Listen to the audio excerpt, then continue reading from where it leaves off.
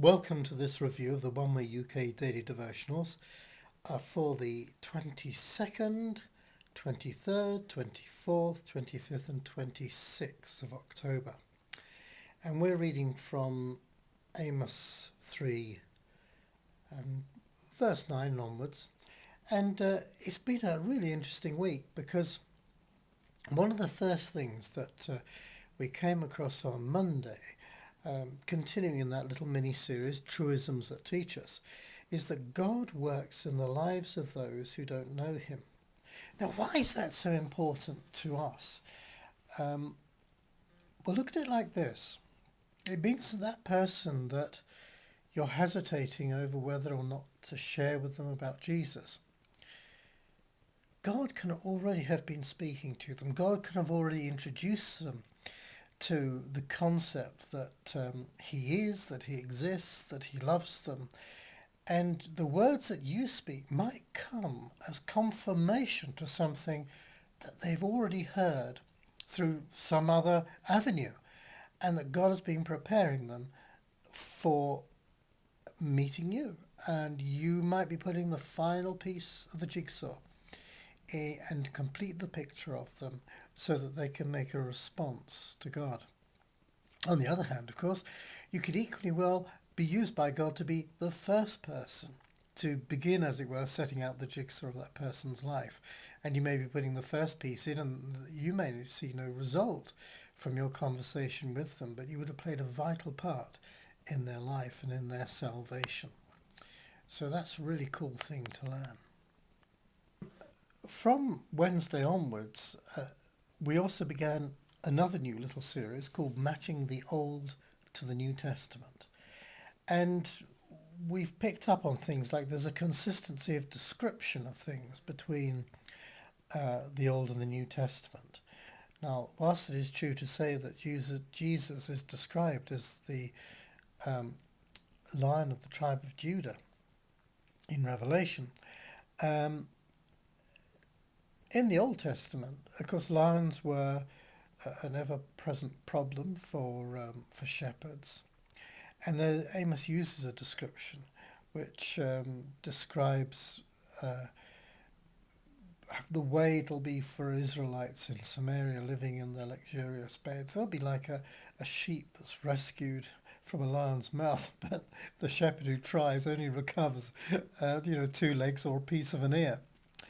And in how, of course, we see in the New Testament that the devil is like a roaring lion. He isn't a roaring lion, but he's like a roaring lion, seeking whom he may devour. And there's this consistency of description between the Old and the New Testament. It doesn't end there either. The deceitfulness of riches is a theme in the Old Testament, and it's a theme in the New Testament as well. That people who rely upon their wealth make a terrible mistake. The Old Testament and the New Testament are quite clear that, as I think it says in Proverbs, it's the Lord who gives wealth and adds no sorrow to it. Material wealth is just one of the blessings that God can give people. But of course, it's how we use that wealth that is the test for us and our character. And wealth in and of itself, there's no doubt about it, can, be a deception to us.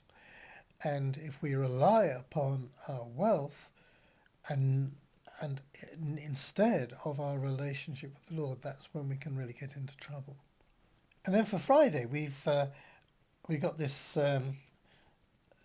matching the Old to the New Testament in forthright descriptions.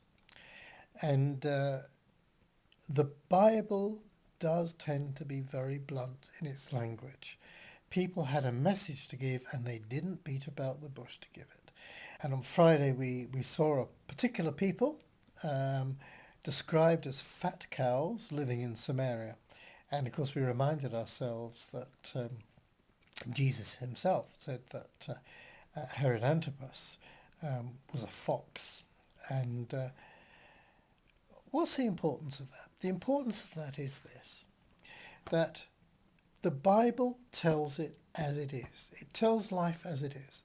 And certainly when I read parts of it, I think, ouch, I really don't like that.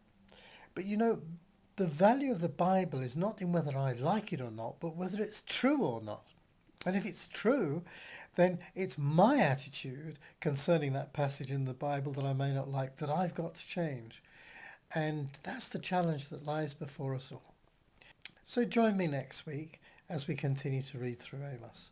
And as for this weekend, if you're at Derby at the European Puppet Ministry Festival, then I hope that I see you there. Please come and speak to me and tell me what you think. And I'm always eager to hear what the people who receive these devotionals, how they respond to them, whether they like the particular thing that we're doing or not. It's all important feedback, and it's really cool because the devotionals are there to serve you, and I'd really want to make sure that I'm hitting the mark.